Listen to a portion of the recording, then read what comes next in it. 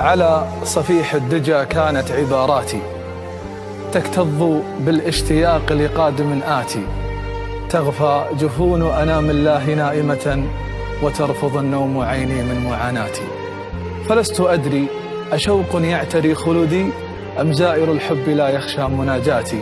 الشعر إن لم يكن في عيني فاتنة فما هو الشعر يا عمري ومولاتي. منذ الصبا ذاك بيت كنت أسمعه لشاعر فيه بعض من معاناتي. لو لم يكن أجمل الألوان أزرقها ما اختاره الله لون للسماوات. وأنا أقول وفكري في مخالفة فليحفظ الناس بيتا فكره آتي.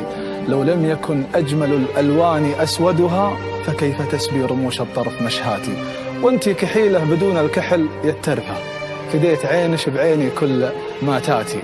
إلى مشيتي وخلق الله معش ضاعوا، ولا وقفتي يوقف بحر شلعاتي، ولا حكيتي يسود الصمت في دربش، ولا سكتي يهيض صمتش اسكاتي.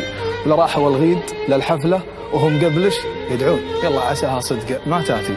لمنش لجيتي وشافوا حسنش النادر ماتوا من الغيظ غيظ من نشت حاتي.